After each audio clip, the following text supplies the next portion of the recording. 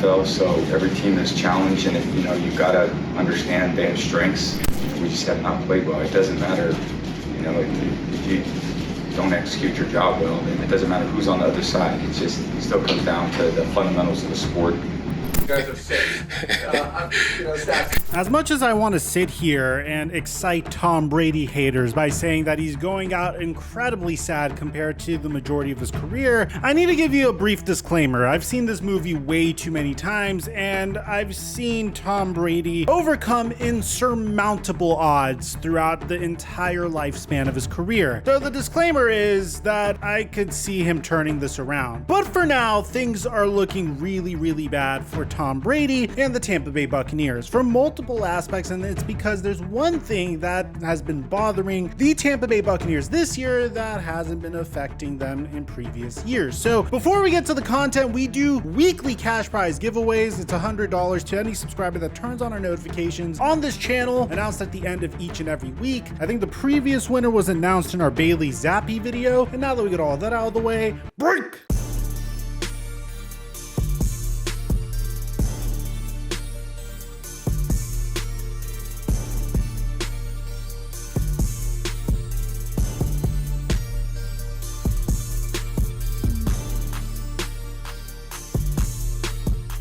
Mic check 1 2 1 2. What's going on, everybody? The Tampa Bay Buccaneers have not really looked like the Tampa Bay Buccaneers, and the entire offseason for the Buccaneers has been one gigantic surprise. I mean, from Tom Brady's initial retirement, where he stated that he was done with the game of football, which at the time, every analyst and every fan understood. We were sad, but we understood why it was time for Tom Brady to step away from the game of football. He's achieved everything that there is to ever achieve. He has the most Super Bowls out of any player in NFL history, has more Super Bowls than any team in NFL history, was able to get it done with Bill Belichick and without Bill Belichick, and has been able to rewrite record books and play the game of football until the age of 44. Well, now that he unretired, the age of 45. And the number one argument that everyone had at the time when he retired is, what more does Tom Brady have to prove? I mean, now that he's dominated life on the football field, it was time for him to dominate life outside of the football field. Maybe invest himself more into his other side projects. Maybe get some sort of executive position. Who knows? He's Tom Brady. I'm sure he could do whatever the hell he wants at this point. So it was a huge surprise to everybody when he decided to return to the Tampa Bay Buccaneers. I mean, considering everything that this man went through right before the Tampa Bay Buccaneers season ended at the hands of the eventual Super Bowl champion Los Angeles Rams. I mean, from Antonio Brown taking off his jersey and chucking up the deuces and leaving to a near comeback against the LA Rams, I was surprised that he decided to come back. I mean, you saw Ali Marpet retire over the offseason. The Tampa Bay Buccaneers weren't able to retain some of the players that made them so good to begin with. Rob Gronkowski ended up retiring. And don't get me wrong,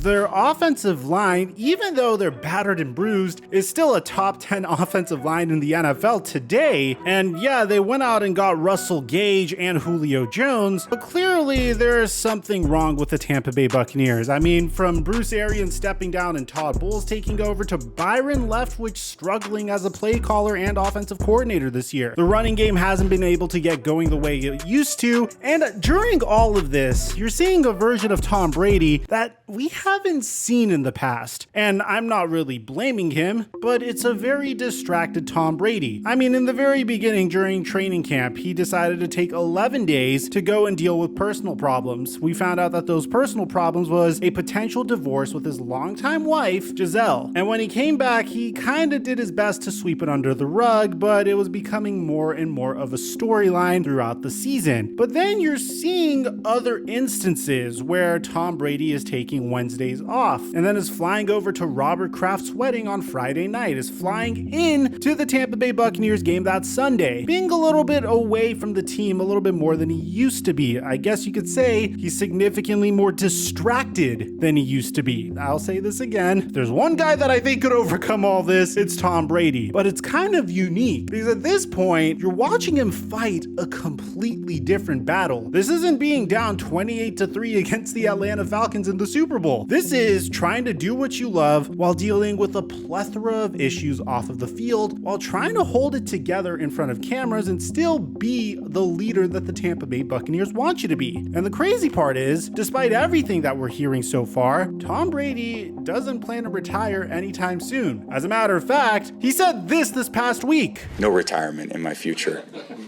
Thank you guys. Appreciate it. It blows my mind that despite how difficult this season has been, despite him playing until the age of 45 like he said he would, and to be honest, I don't know if I could expect him to keep his word here, but the fact that he's going through all of this and is saying, yeah, I don't want to retire. I don't see retirement in my future anytime soon. To me is extremely surprising. I mean, let's look at the past couple of weeks for Tom Brady and the Tampa Bay Buccaneers. I mean, during week 5 when he was asked about parity in the NFL, Tom Brady had this to say. I think there's a lot of bad football from what I watch, you know. I watch a lot of bad football, a lot of poor quality of football. That's what I see. That comes off as a little jaded, but it gets more interesting. Last week, Tom Brady and the Tampa Bay Buccaneers lost a game that they should have easily won. I mean, the Tampa Bay Buccaneers have one of the top defenses in the NFL. And nothing against the Miami Dolphins defense because they're fairly remarkable as well. But to give you an idea, the Pittsburgh Steelers offense is so bad that Noah Ebginegin was able to get an interception off of them. Nothing against Noah Ebginegin, but this guy was getting decimated on social media for how relative no-name wide receivers were torching him in practice sessions. This is the game where Tom Brady ripped into his offensive line. And then after a week where he took Wednesday off and flew into Robert Kraft's wedding, when he was asked why the Tampa Bay Buccaneers lost, he had this to say. We didn't earn it.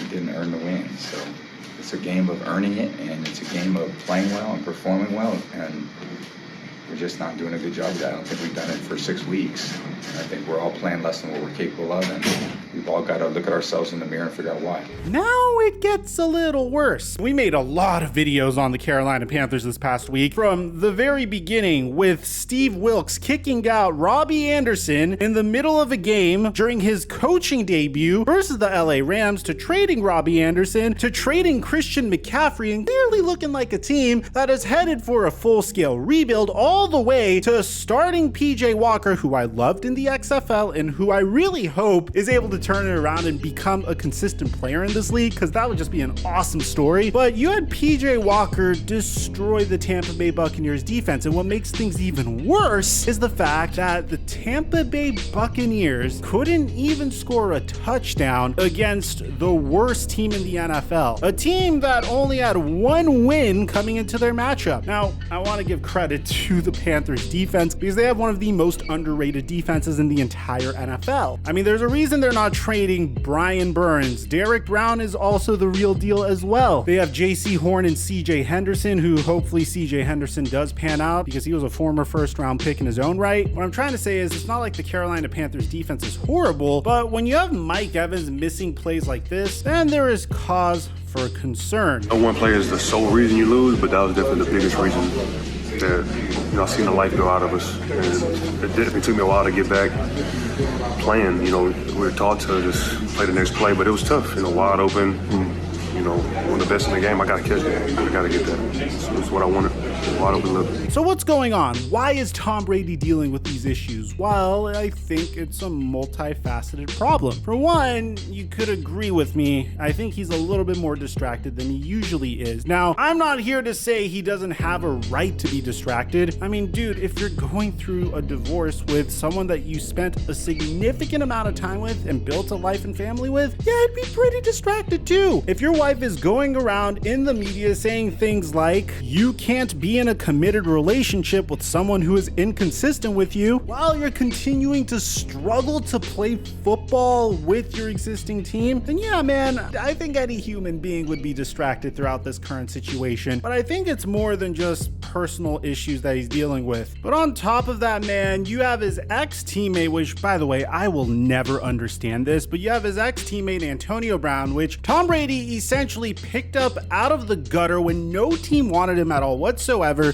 had him live with him during the time that he signed with the Tampa Bay Buccaneers, and won him a Super Bowl, just going off the rails on social media on Tom Brady. Now, look, Tom Brady's obviously not going to say something about this publicly, but I definitely expect him to see what Antonio Brown is currently doing on his Twitter page. I mean, starting with this picture over here with AB saying hashtag put that then him tweeting Tamp on Bay, Tom Booty, ya dig, to quite possibly the strangest thing I think I've ever seen Antonio Brown do, which is create a t-shirt with Giselle hugging AB and tweeting hashtag put that on with me, proceeds going to charities supporting America's fatherless kids. I'm so conflicted about this, and honestly, the only reaction I had to this on Twitter was, this is strange. And honestly, I don't really know how to act because it's going to charity, but it's such insulting and just strange merch. And like, AB has just been rubbing salt in Tom Brady's wounds, which I never quite understood because Tom Brady has been good to Antonio Brown. The only thing that Tom Brady did wrong to Antonio Brown, at least according to AB, is the fact that Tom Brady doesn't actually care about AB as a friend. He only helped Antonio Brown out because Antonio Brown's good at football, which, all due respect, no shit. I mean, it was a mutually beneficial relationship to the point where it could have made Antonio Brown millions of dollars and given him a new lease on life in the NFL. I honestly think this is just Antonio Brown just doing whatever it takes to grab attention as much as he can, because recently he's also been tweeting out his support for Kanye West, despite Kanye West making very anti-Semitic remarks, which if you guys want a video on that, I'll drop it on Flight Mike TV. I don't want to bring it over here, but you can see, like, just based upon how much we talked about this, that in of itself is just a blip on Tom Brady's radar that he's consistently ignoring. So the man is clearly dealing with a lot this year. And then recently Tom Brady made headlines for making this comparison between NFL football and the military. Jim, can I say something about that? Because Sure. it's a good Go ahead. point. And, and you feel, certainly me being 45 now, think the same way. I almost look at like a football season like you're going away on deployment in the military. Yeah. And it's like,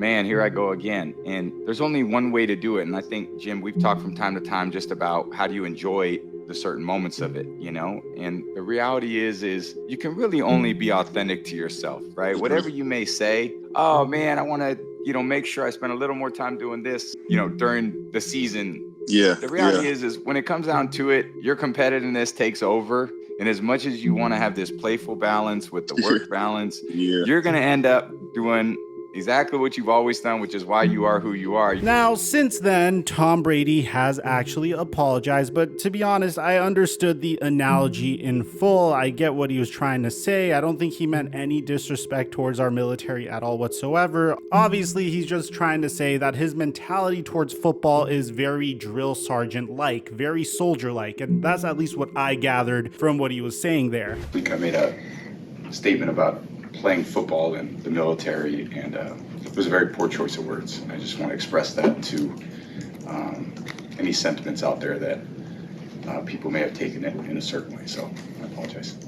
Go ahead. But when you combine all of this with the fact that he hasn't been as available to the team, then clearly there are going to be some issues. At the end of the day, I think Tom Brady is learning a crazy life lesson here. It's one that we all should pay attention to because it's one that definitely applies to everyone. I'm sure you've heard of the phrase, I think it's Malcolm Gladwell, you need 10,000 hours in a specific trade or a specific craft in order to become good at it. I personally really believe in this because it took me about a decade to become successful at making YouTube videos, and still I don't think I'm anywhere near where I should be in terms of the quality of my content. I think it could get better and better and better. The same applies to football. Everyone has the same amount of hours in each and every day, and you got to learn how to compartmentalize that time between family, between your craft, and between various other things that you want to invest your time into. So in order to be a successful football player, in order to be the GOAT, especially if you're trying to play until your age 45 season and past your age 45 season, especially considering all the extra pliability stuff that Alex Guerrero has Tom Brady doing, yeah, that's probably going to eat into other responsibilities like your family time. When you consider the other projects and investments that Tom Brady has on top of that, it makes sense why it seems like everything is crumbling around him. Yeah, we could meme Tom Brady as much as we want for deciding to come back and play during his age 45 season. I can understand his obsession with competition, and that's his own personal personal battle. If he wants to keep pushing and continue to be one of the greatest football players that ever lived, that's his decision. But at the end of the day, it seems like he is being spread a little thin between personal responsibility, whether that's something as simple as going to the ex-owner of your franchise's wedding, or being available to your family as much as your wife wants you to be, or even being available to your teammates so you could iron out these chemistry issues and iron out what needs to be done for this team to get where it needs to be. Tom Brady is without a doubt being spread a little thin. And how he manages this situation is something that I